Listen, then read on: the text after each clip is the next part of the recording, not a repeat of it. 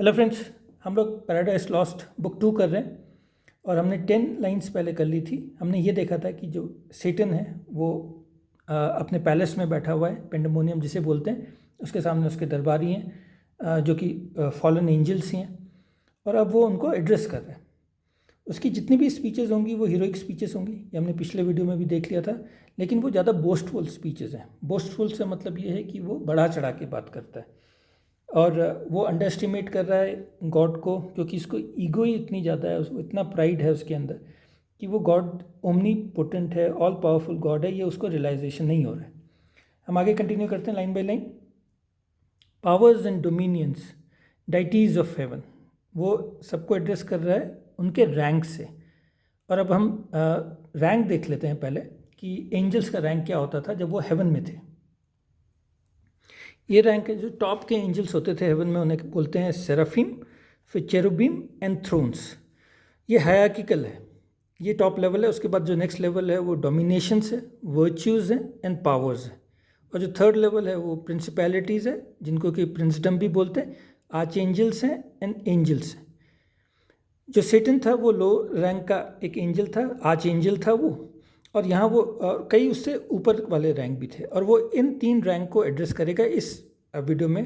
पहले वो एड्रेस कर रहा है डोमिनेशंस को, जिसको कि वो डोमिनेशंस को एड्रेस कर रहा है, इसके अलावा वो पावर्स को एड्रेस कर रहा है, और बाद में फिर वो वर्च्यूज़ को भी एड्रेस करेगा।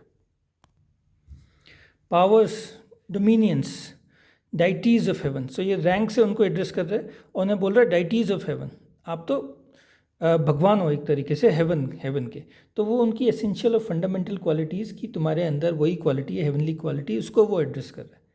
For since no deep within her gulf can hold immortal vigor, though oppressed and fallen, हाँ हम हार गए हैं, फॉलन मतलब हम हार गए हों, oppressed मतलब हम यहाँ पे पेन में हों बहुत ज़्यादा, लेकिन फिर भी कोई डीप गल्फ जो है हेल का, वो भी हमारी एसेंशियल क्वालिटी जो है, फंडामेंटल हेवनली क्वालिटी या इमॉर्टल विगर जो है कि हम अमर हैं एक तरीके से, जो हमारी स्ट्रेंथ है उसको नहीं ले जा सकता। विगर का मतलब होता है स्ट्रेंथ, और वो भी इमॉर्टल स्ट्रेंथ, उसको नहीं ले जा सकता, हमसे अलग नहीं कर सकता। हमारी एसेंशियल और फंडामेंटल क्वालिटी जो है वो हेवनली क्वालिटीज़ ही है। I give not heaven for lost, और इस वजह से क्योंकि हमारी हेवनली क्वालिटीज़ हमारे साथ है तो हेवन भी दूर नहीं है हमसे, वो लॉस नहीं हुआ हमसे। From this descent celestial virtues rising will appear more glorious and more dread than from no fall. और इस डिसेंट से, ये इस हार से जो भगवान ने हमें दी है और उसके बाद हमें गिरा दिया है हेल में, बॉटम ऑफ द हेल में, सेलेस्टिकल वर्च्यूज राइजिंग, सेलेस्टिकल का मतलब होता है हेवनली, और वर्च्यूज़ ये एक रैंक है। जो हमने टॉप के रैंक जो हमने देखे थे उनमें से एक रैंक है वर्च्यूज राइजिंग, यानी हम लोग जो हैं वापस जब राइज करेंगे ऊपर हेवन की तरफ हम लोग चलेंगे इस डिफीट के बाद will appear more glorious and more dread than from no fall. यहाँ पे एक उदाहरण मैं आपको देता हूँ कि सपोज़ के लिए एक फुटबॉल मैच होता है जिसमें एक टीम जो है वो 6-0 से हार जाती है, उसकी बहुत ह्यूमिलिएशन होती है, पर नेक्स्ट मैच में एक टफ फाइट देती है वो और जीत जाती है। तो इस बैकग्राउंड में कि वो पहला मैच हारे थे और बुरी तरीके से हारे थे, वो जो दूसरा मैच वो जीते हैं तो उनकी जीत जो है और ग्लोरियस होगी, बजाय इसके कि अगर वो सीधा दूसरा मैच जीत जाते तो उसमें उतना मज़ा नहीं आता।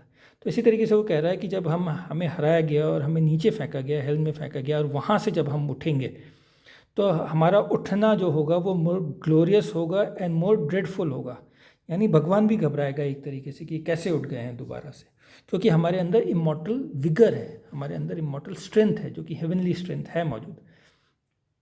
देन फ्रॉम नो फॉल, अगर नहीं गिरे होते तो, and trust themselves to fear no second fate, और हमारे अंदर इतना सेल्फ कॉन्फिडेंस आ जाएगा इस उठने के बाद, और हमें ये पता होने के बाद कि हमारा इमॉर्टल विगर अभी भी हमारे साथ है, तो हम फेयर नहीं करेंगे। सेकंड फेट का मतलब होता है सेकंड भाग्य, या पहला जो था हमारा जब हम हारे थे, तो हम नहीं करेंगे कि गॉड हमें फिर दोबारा से हरा देगा, कोई डाउट ही नहीं करेंगे।